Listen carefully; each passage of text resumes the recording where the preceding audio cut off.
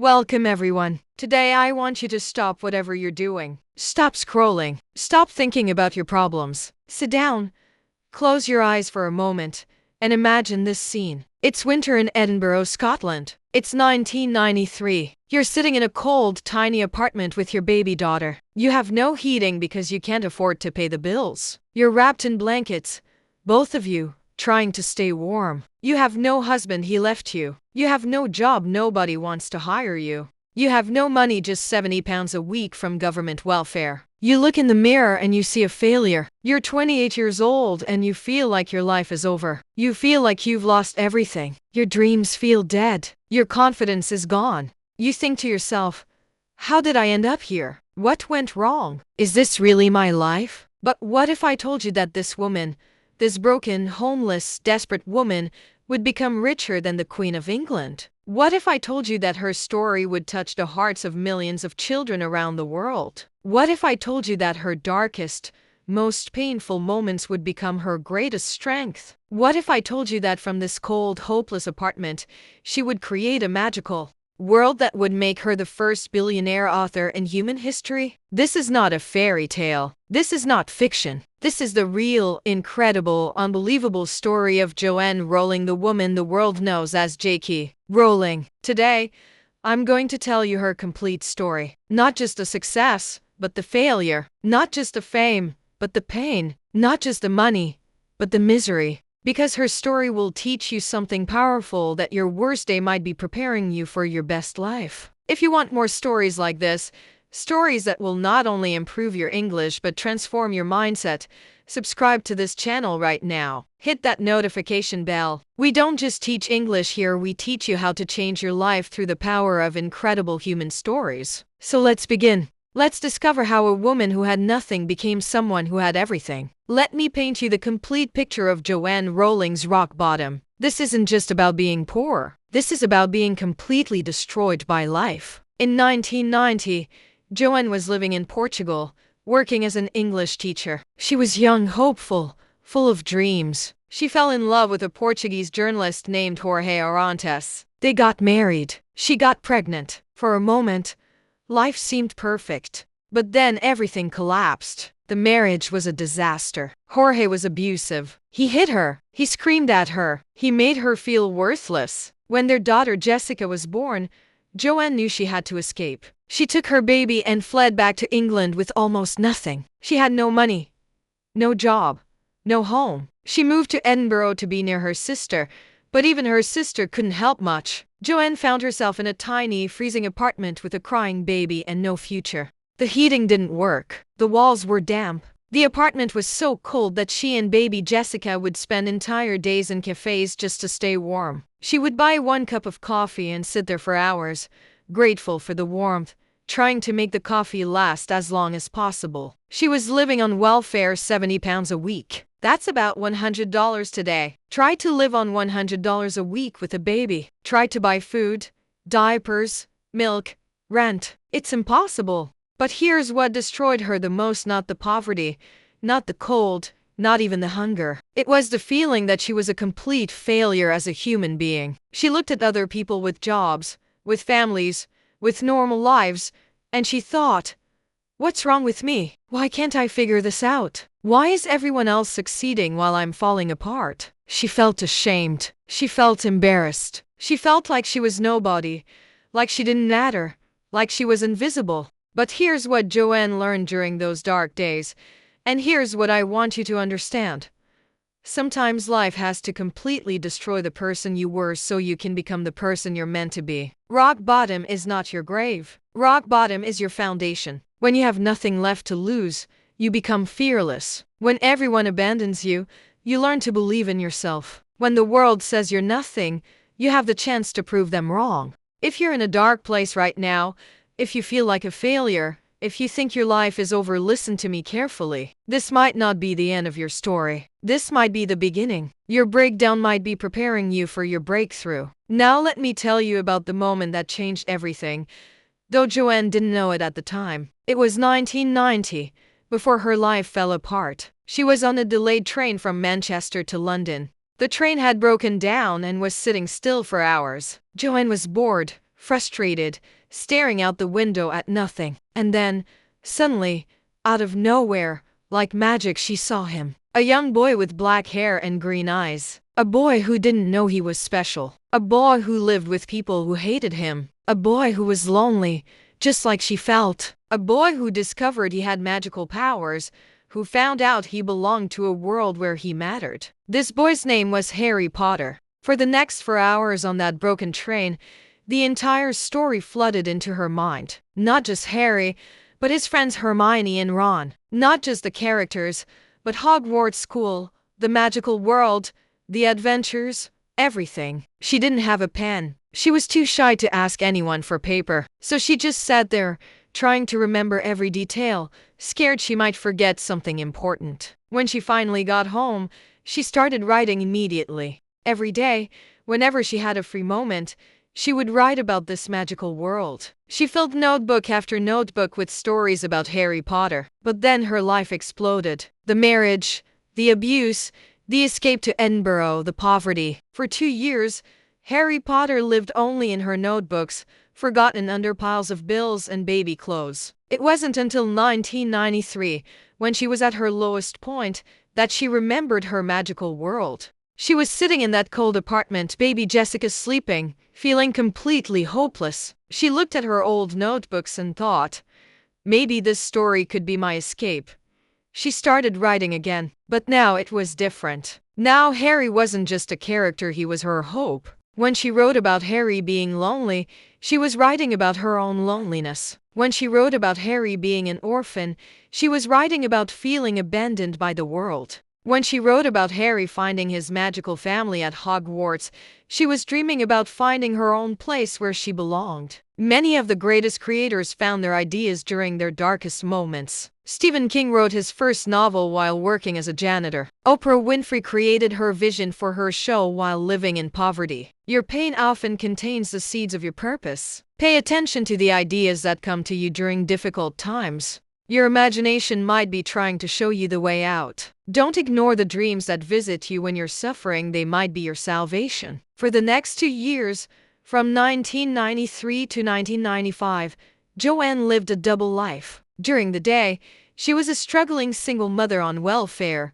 worried about money, about her future, about surviving. But in her mind, in her notebooks, she was creating magic. She couldn't afford to heat her apartment, so she would dress Jessica in warm clothes, put her in the stroller, and walk to cafes around Edinburgh. She would order 1 cup of coffee, the cheapest thing on the menu, and sit in the corner for hours writing. The cafe owners weren't always happy. Sometimes they would give her looks, wondering why this poor woman with a baby was taking up space for so long with just 1 coffee. But Joanne didn't care. She had found something more important than pride. She had found purpose. She wrote on napkins when she ran out of paper. She wrote on the backs of envelopes. She wrote on anything she could find. Her handwriting was terrible because her hands were always cold. Her notebooks were messy, full of crossed-out words and coffee stains. But every day, Harry Potter's world became more real. She created the rules of magic. She designed Hogwarts School room by room. She invented the game of Quidditch. She wrote the complete history of the wizarding world. People thought she was crazy. A grown woman, living on welfare, spending all her time writing children's stories about magic. Her relatives would say, "Joanne, you need to be realistic. You need to get a real job. You can't make money writing silly fantasy stories." But Joanne had learned something important during those dark days. She had learned the difference between other people's opinions and her own truth. She knew that Harry Potter was more than just a story, it was her lifeline. She wrote when Jessica was sleeping. She wrote when Jessica was eating. She wrote when Jessica was playing. Sometimes she would write the same scene 10 different ways until it felt perfect. She was obsessed, completely consumed by this magical world she was creating. And slowly, something amazing happened. As she wrote about Harry finding his courage, she found her own courage. As she wrote about Harry believing in himself, she started believing in herself. As she wrote about Harry's magic, she discovered her own magic, the power to create something beautiful from nothing. Find your lifeline. Find the thing that gives you hope when everything else feels hopeless. It might be writing, painting, singing, building, teaching, whatever it is. protect it, feed it, let it grow. Your passion might be the bridge between your pain and your purpose. In 1995, after 2 years of writing, rewriting, and perfecting, Joanne finally finished Harry Potter and the Philosopher's Stone.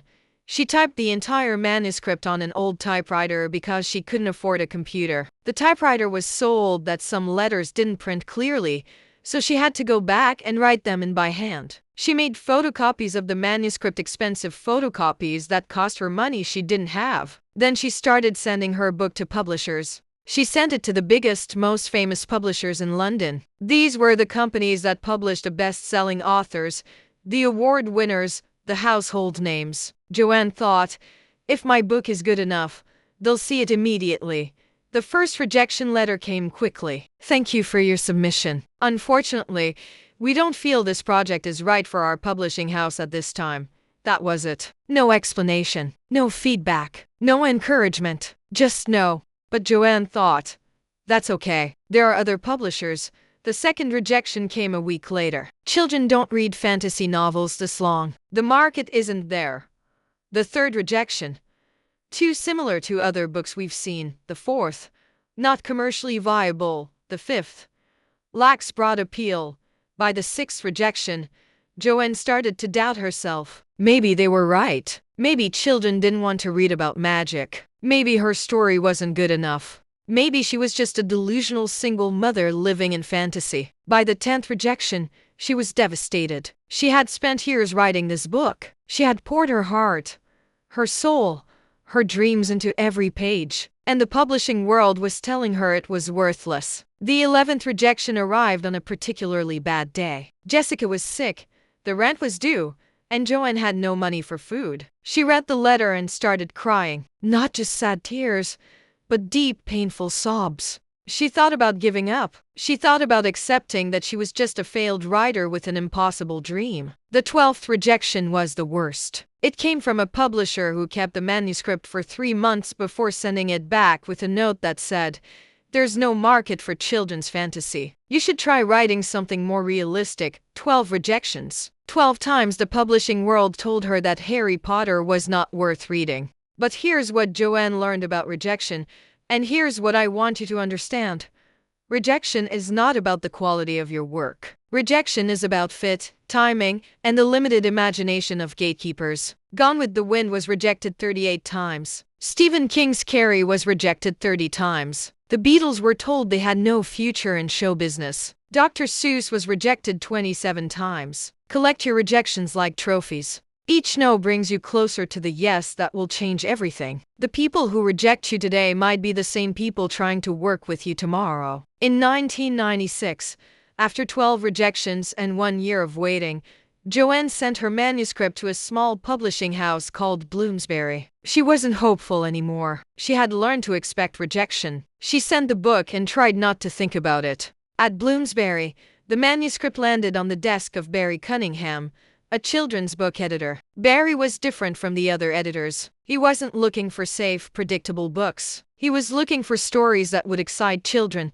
that would make them want to read. Barry took the manuscript home and started reading. Within the first chapter, he knew something was special. By chapter 3, he was completely hooked. He stayed up all night reading about Harry Potter, and when he finished, he thought, "This is extraordinary." The next day, Barry called Joanne. She was in her tiny apartment when the phone rang. She almost didn't answer because she couldn't afford the phone bill and thought it might be someone demanding money. "Hello, is this Joanne Rowling?" "Yes, this is Barry Cunningham from Bloomsbury Publishing. I've read your manuscript about Harry Potter, and I want to publish it." Joanne couldn't speak. After 12 rejections, after years of doubt, after everyone telling her it was impossible, someone said yes. She started crying on the phone. Not sad tears this time, but tears of relief, of joy, of vindication. Barry thought the connection was bad and kept asking, "Hello, are you there?" Finally, Joanne managed to say, "Yes, I'm here. Thank you. Thank you so much." But even Barry wasn't sure the book would be successful. He told Joanne, "I love this story, but I have to be honest, you probably won't make much money writing children's books. You might want to get a day job, Bloomsbury decided to print only 1,000 copies of the first book. They thought that was optimistic. The cover was simple. No big marketing budget. No advertising campaign. They just hoped a few children might discover it and enjoy it. They gave Joanne an advance of £2,500, about $4,000. It wasn't much, but to Joanne, it felt like winning the lottery. For the first time in years, she could pay her rent without panic. She could buy food without counting every penny. She could turn on the heating in her apartment. Sometimes you only need one person to believe in you. One yes, one opportunity, one chance. Don't give up because of the 99 who say no. Fight for the one who will say yes. That one person might change your entire life. Harry Potter and the Philosopher's Stone was published on June 26, 1997. Joanne held the first copy in her hands and cried. After everything she had been through, the abuse, the poverty, the rejections, she was finally a published author. The first week, the book sold slowly. A few copies here and there. Joanne walked into bookstores just to see her book on the shelf. She would touch the cover and think, this is real. I actually did it.